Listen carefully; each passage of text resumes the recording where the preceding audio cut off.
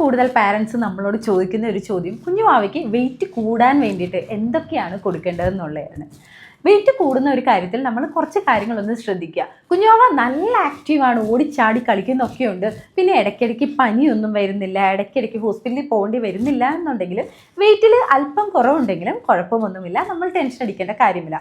ഇനിയും കുഞ്ഞുവാവ കഴിക്കുന്ന ഭക്ഷണത്തിന് അനുസൃതമായിട്ടല്ല വെയിറ്റ് കൂടുന്നതും കുറയുന്നതും എന്നുണ്ടെങ്കിൽ തൈറോയിഡിന് പ്രശ്നമുണ്ടാകാൻ സാധ്യത അവിടെ ഉണ്ട്. അതുകൊണ്ട് നിങ്ങളൊരു ഡോക്ടറെ കാണിച്ചിട്ട് പ്രശ്നമൊന്നുമില്ല എന്നുള്ളത് ഒന്ന് വിലയിരുത്തണം. കുഞ്ഞുവാവന്മാർക്ക് വെയിറ്റ് ഗെയിനിന് വേണ്ടിയിട്ട് നമുക്ക് ഡയറ്റിൽ ഇൻക്ലൂഡ് ചെയ്യാൻ പറ്റുന്ന കുറച്ച് ഫുഡ് ഐറ്റംസ് പരിചയപ്പെടാം. ഒന്നാമത്തേതായിട്ടുള്ളത് മധുരക്കിഴങ്ങാണ്. ഇതൊരു കോംപ്ലക്സ് കാർബോഹൈഡ്രേറ്റ് ആണ്. ഒരുപാട് വൈറ്റമിൻസും മിനറൽസും ഇതിൽ അടങ്ങിയിട്ടുമുണ്ട്. അപ്പോൾ തീർച്ചയായിട്ടും കുഞ്ഞുവാവയുടെ ഫുഡിൽ ഇത് ആഡ് ഓൺ ചെയ്യുക.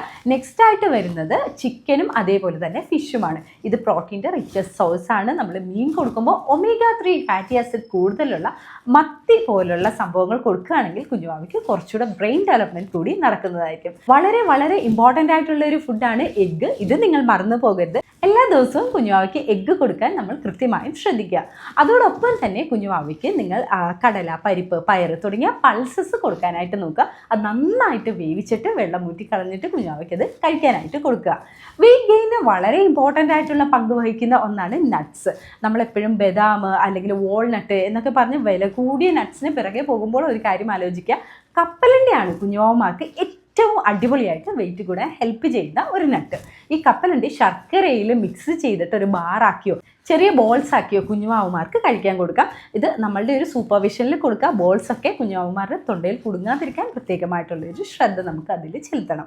കോമൺ ആയിട്ട് ചോദിക്കാറുള്ള ഒരു ഡൗട്ടാണ് വെയിറ്റ് ഗെയിൻ്റെ ലിസ്റ്റിൽ എപ്പോഴും നിങ്ങൾ ഓട്സ് പറയാറുണ്ടല്ലോ. ഓട്സ് നമ്മൾ വലിയ ആൾക്കാരൊക്കെ മെലിയാൻ വേണ്ടിയിട്ട് ഉപയോഗിക്കുന്ന സാധനമല്ലേ എന്ന്. ഓട്സ് ശരിക്കും വെയിറ്റ് ഗെയിൻ തരുന്ന ഒരു ഫുഡ് തന്നെയാണ്. അതിൻ്റെ ഉപയോഗം പോലെ ഇരിക്കും. കുഞ്ഞുവാവന്മാർക്ക് നമ്മൾ അധികമായിട്ട് ഓട്സ് കൊടുത്തു കഴിഞ്ഞാൽ അവരുടെ കുഞ്ഞു വയറ് ഭയങ്കരമായിട്ട് ഫില്ലാകും, വേറെ ഫുഡ്സ് ഒന്നും കഴിക്കാതെയാവും. അപ്പം ചെറിയൊരു എമൗണ്ടിൽ ഓട്സ് കൊടുക്കുന്നതിലും യാതൊരുവിധ പ്രശ്നവുമില്ല.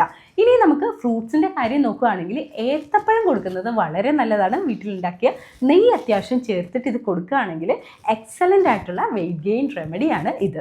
Thank you. Enjoy your parenting.